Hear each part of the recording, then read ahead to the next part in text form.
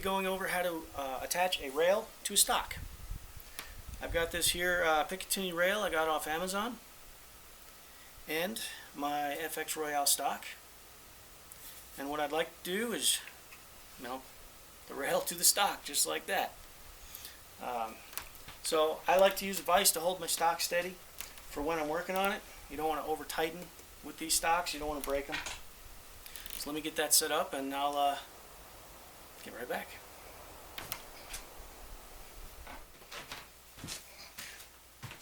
Okay guys, so one of the first steps you want to do is to protect your stock. Now, you can just use painter's tape and put it over the stock, just like that, and that's done. That's going to protect the finish of your stock. This is a synthetic stock. It's a little bit cheaper, but you may have a a grade 2 walnut, something real pretty. You don't want to mar this stock up. As you can see, I got a towel here already protecting the stock, and it's not in there really tight. It's just enough to hold it in place so that I can work on it. Now that I have the stock protected, the next step is to find a center line. There's a couple different ways to do this. One is I made this jig here. This is a center finding jig, and all it is a piece of wood. I've drilled a hole for the pencil to go through, and I've glued in some posts. Okay, if you want to make one of these, it's very important that this span is the exact same distance as this span. Otherwise, all your lines are going to be a little bit off. Hey guys, it's a couple days later. I was going through my filming, starting to edit, and I realized that I had lost all my footage on how to use the center finder. I don't really know what happened to it, but I wanted to go over that real quick with you. So here's my center finder I made. So you take your center finder, and let's make this so you guys can see it a little better. Take your center finder and you just lay it over your material and turn it. And these little posts will hit each side, and then all you have to do is slide it back and forth. And what you'll get is, you'll get a line. So, like I said, I drew a line. Now on the stock, the post isn't going to go far enough forward. Okay, so you take it as far as you can. Okay, maybe turn it this way and do the same, and you'll see it made the line a little bit thicker. Even turn it around, make a few more lines. Whatever it takes to get you right, as close to the center as possible, and that's it. You do want to make sure that you don't tilt this way or that way when you're using it, and just make sure it's nice and square. So now let's check our line to see if it's centered using a square, an adjustable square. So what I'll do is I'll just set it on there on the stock, and then pick a line. It doesn't really matter. So I lined up the 1.5" mark with the center line. Now all I'm going to do is take it and turn it around and come in from the other side. And what that shows me is it should line up right here with this, right underneath this number 16. It shows me that I'm about a 32nd of an inch off. So all I have to do is split the difference. And let's say it was even more. Let's say that your square was off. Your center finder was off a little bit more, and you ended up, say, way out here for some reason. All you have to do is split the difference, which should be right there, and that would be, in that case, that would be your center line. In this case, it's so minuscule on this piece of wood, and by the way, it's 2x4, so I don't really care much, that I'm just going to let it go. So you've made your line. Make it as far back as you can on your stock, and then simply get a straight edge, line up, and continue your line all the way to the front. And that will give you a nice straight line all the way to the front of your stock. That's perfectly centered. Okay guys, so the next step in the process is to find out where you want to actually put this. Some people may like it a little bit set back. Some people want it set all the way to the front. My tape is just curved right around the tip of my stock here, so I like mine to be as far forward as possible. And that's going to be that spot there for me. You want to keep your holes, you want to try to keep the center of this line through the center of your holes. And then with your pencil, hold your pencil straight up and down and go like this. I mean, some guys do this, which is fine, but you just want it to be pretty consistent. So I mark a hole, mark the other one. It doesn't matter if these holes are a little bit to the left or right, because what you can do is you can actually come back and find the center of the hole the crossways. Okay, and make a line across. And what that's going to allow you to do then is use a center punch like this one. With this synthetic stock, it's really soft. So what I'll end up doing is I'll just push it down in through there and make little dents in the stock itself. So you want to support your rifle a little bit when you do this, and then give it a push. And that's why I said, you know, if your circles are a little bit left to right, it doesn't matter as long as you come back and you make a cross going across there. That's going to give you your center point.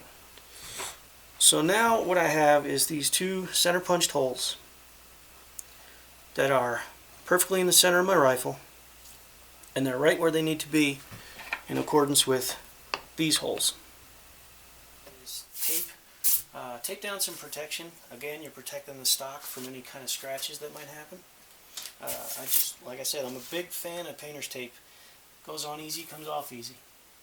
Next thing you want to do is check to make sure that your table is square. And I just simply raise this guy up to the point where it's just above this flat surface. I lay it down, bring it in, tighten it up, lay it down, bring it in, and that's showing me that it's square. These are the screws that I'm going to use. They're a 1024 thread, English. I really wanted the button head. I just liked the design of it. So this stock being so soft, I decided I'm going to partially tap the holes. I'm not going to tap it the whole way, but I want to give this screw something to guide it and just give it a little bit of bite on the way in, and then on the rest of the stock, the screw will make its own threads, so it's really going to lock in nicely. So here's my 1024 tap. I need to decide what size drill bit. I went online and looked it up, and it says to use a 5/32 drill bit. I don't like this, and I'm not going to use it. I'm going to use a 9/64. It's the next size down. I want a little bit smaller hole so that the threads get cut a little bit deeper, and so that this screw has a little bit more to bite on. So if you've never tapped a hole before, I can show you what you're looking for. At least I can try. So here I've got the screw that I'm going to use. And this is very hard to show you, but I've got a bunch of drill bits here. This is the one that internet says to use. This is the one I'm going to use. Here's one a little bit smaller, one a little bit bigger. And there's my tap. So take your screw. Let's how to figure out a drill bit size. Take your screw, hold your drill bit in front of it, and see how you can see the threads on either side of the drill bit. That's good. That's what the tap is that's the work that the tap is going to do, is cut those threads for you. Like I said, this is the one that I'm going to use.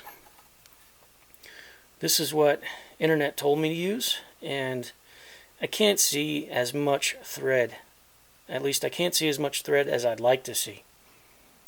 So I'm not going to use it. With a bit like this, you're way too big. You can't see any threads. And if you drilled with this, your screw's just going to go straight into the hole. Now this one being a little bit smaller, it's actually too small. So you're going to be asking too much out of your tap, and when you do that, there's a chance that you'll split, especially with wood, there's a chance that you'll split the material that you're tapping into. So you want to be careful about that.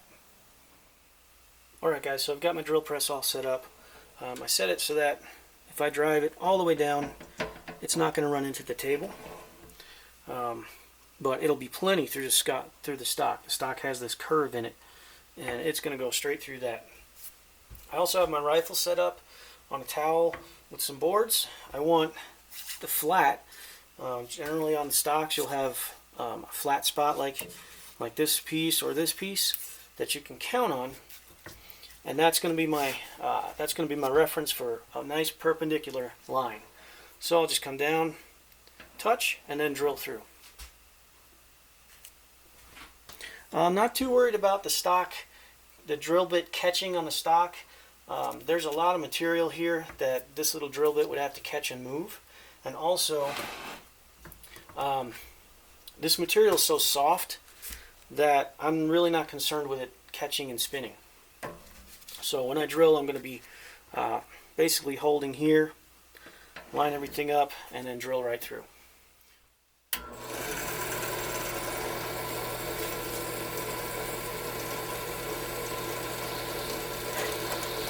First thing I like to do is just touch. Make sure everything's lined up and looks good.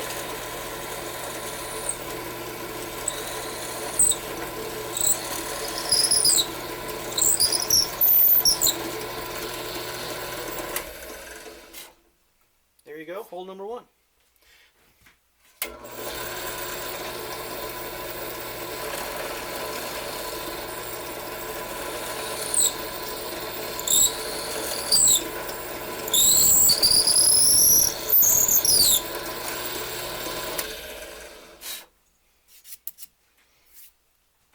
And there you have it. And another reason for this tape, it's not only to protect the finish, but it also helps for a nice clean hole when you're done.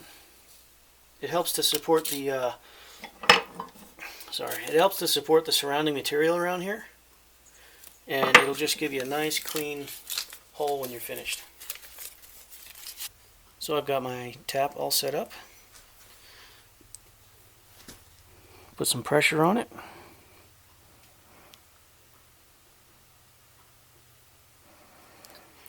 And give it a spin. It's important when tapping a hole to relieve the material that you're breaking loose in there.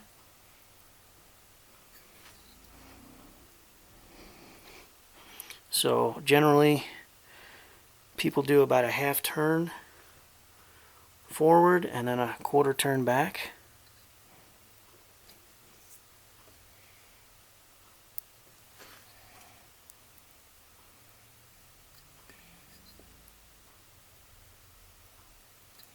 You want to watch as you're doing this to make sure you can see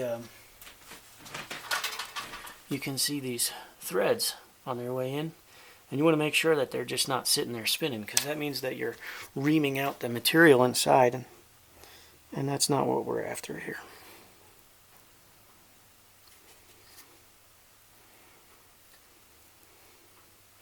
And you can feel as you tap, you can feel it grip the material. Everything gets a little more sturdy, and that's when you know, that's how you know that your tap's doing its job. It's cutting those threads.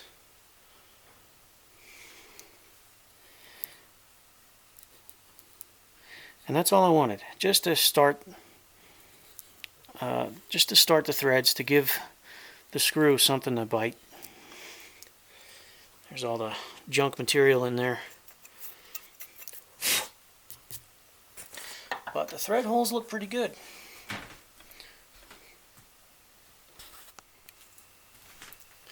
So guys, in the middle, if you're going to tap your stock, in the middle of tapping, get something like a wire brush or something like that.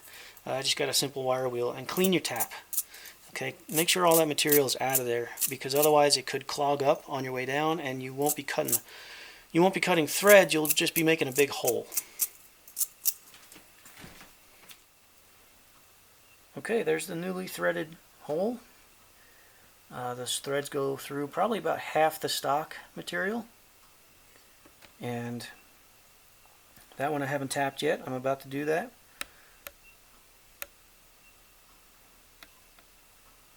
So get that hole tapped and then we'll move on. Alright, now it's time to install the rail. I see this wood here. I should have put this down when I was tapping the hole, because this allows me to, get some real push on the rifle. I just put my hand up against it, and that worked out well for me. But a nice sturdy platform that you can push on when you're tapping, that'd be the way to go. I peeled the tape off, and we'll just erase the line so we don't have to look at it anymore.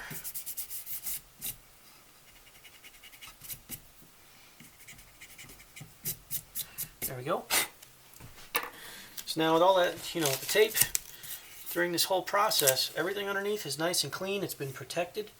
It's a pretty clean cut here. It gets a little bit, gets a little bit rough with the tapping procedure. But yeah, so let's just throw this rail on. Now when I do this, I want to be very careful that I feel myself engage those holes. Those threads that I made, and then it'll start to get tight, and that's when I know that I've hit the bottom of the threads that I cut. Because remember, I was saying I only tapped about halfway through this. Make sure the screw goes in nice and straight, nice and easy, and there's the bottom of those holes, those threads. So now I'm going to take my time, and kind of the same thing as I was doing before with the tap, is turn this in nice and slow. Make sure it's going in. Back it out a little bit now and again. And what backing out can do is it can just confirm those threads inside the material.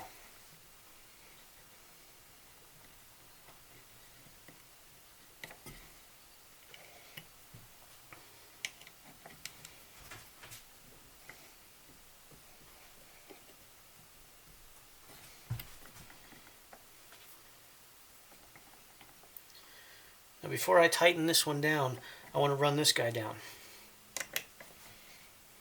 And the reason for that is I don't want to put unnecessary strain on anything. And if this is tightened and this hole's not perfectly centered, it could be pulling on the screw the whole time, and it could foul things up. So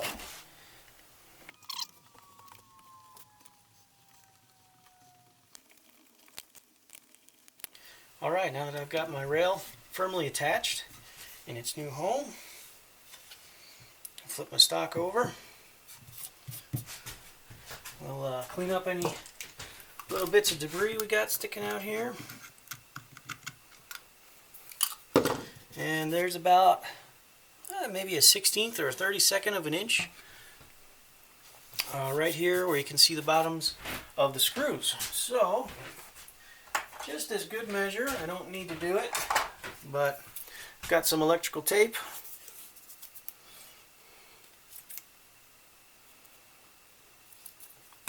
Just cut a section off and put it over the holes. That'll stop any kind of dirt from getting in there and fouling things up. I mean, there's a chance you could get a little pebble stuck, underneath your bottle here, and it ends up in this hole, and then you go to unscrew your bottle or something, and it really fouls things up, puts a big old scratch in your bottle. You don't want that. So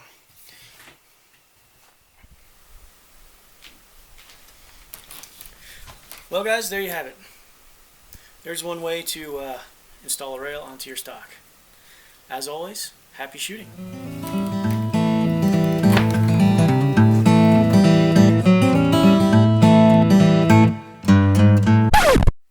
I wanted to give you guys a little heads up on a project I'm working on.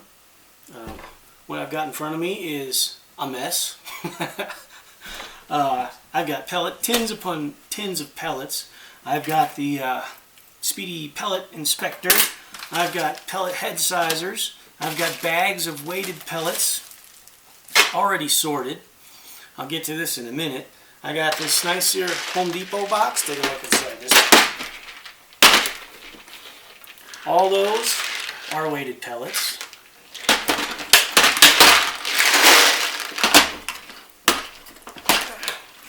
All those are weighted pellets.